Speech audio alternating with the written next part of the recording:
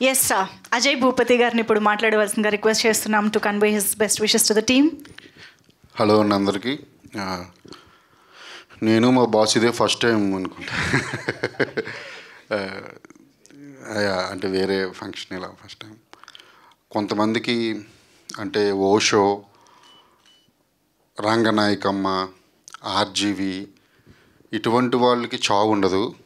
ఎందుకంటే చచ్చిపోతారు, ఏదోలా చేస్తారు. కానీ వాళ్ళకైతే కొన్ని అంటే ఇప్పుడు మనం హిస్టరీ క్యారెక్టర్ని చాలా వాటిని ఎలా అయితే మాట్లాడుకుంటున్నాము ఇప్పటికీ, అలాగా వాళ్ళ క్యారెక్టర్ని వాళ్ళ ఫిలాసఫీని కొన్ని వందల సంవత్సరాలైనా మాట్లాడుకుంటూనే ఉంటారు. ఇంకెక్కువ అవుతుంది అప్పటికి. సో అంటే ఆయన గురించి చెప్పే అవకాశం ఇప్పుడు రాలే కాబట్టి చెప్పా. మేమేమి ఎప్పుడు చాలా మాట్లాడుకుంటూ ఉంటాం. నేను అనేది సార్ అదే చెప్తున్నాను సార్, మీరు ఉన్నా పోయినా మీది మేము మాట్లాడుకుంటూనే ఉంటాం సార్ అని నేను అంటే అంటే నాకు ఈ అవకాశం ఎప్పుడు సార్ సార్ నాకు రాలేదు సార్ ఇది అవకాశం, అందుకే నేను చెప్తున్నా. సో ఆయన దగ్గర వర్క్ చేయడం అనేది నా అదృష్టం. నాకు నిజంగా RX100 అనే అవకాశం వచ్చిందంటే అందులో మేజర్ పార్ట్ నేను ఆర్జీవి అసిస్టెంట్ అని. ఓకే, నేను ఎలా తీస్తాననేది తెలియదు, వాళ్ళకి ఆర్జీవి అసిస్టెంట్ అనే వచ్చింది. నేనే కాదు, నాలాంటి వాళ్ళు చాలామంది ఉన్నారు, చాలామంది.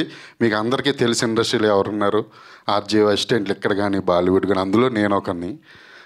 Thank you sir. అలాగే డిమాండ్ కాలనీ విషయానికి వస్తే, నేను ఇంకా అప్పుడే ట్రయల్స్లో ఉన్న టైంలో డిమాండ్ కాలనీ 1 రిలీజ్ అయింది. ల్యాప్టాప్లో పెట్టుకుని ఎన్నిసార్లు చూసిన మూవీ లెక్కే లేదు.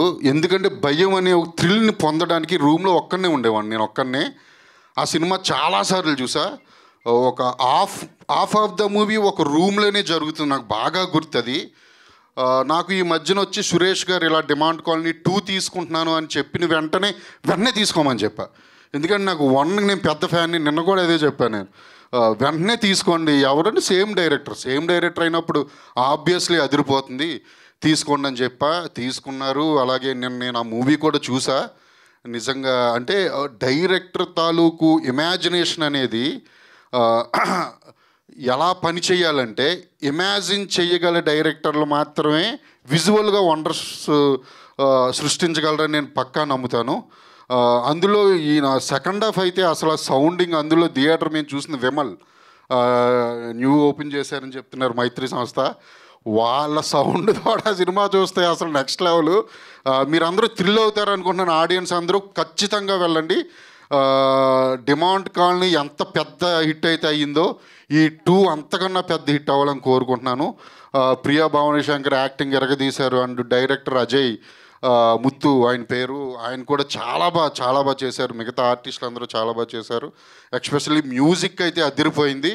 వీటన్నిటినీ చూడడానికి కోసమైనా మీరు ఒకసారి థియేటర్కి వెళ్ళి చూడాలి డిమాండ్ కాలనీ 2. అలాగే అందరికీ all the very best. Suresh గారికి, ఈ మూవీలో ఇన్వాల్వ్ అయి ఉన్న అందరికీ all the very very very best. మిమ్మల్ని ఇదే ఫస్ట్ టైం క్షమించేసాం, మళ్ళీ క్షమించాం మేము, లాస్ట్లో చెప్తా. అయ్యో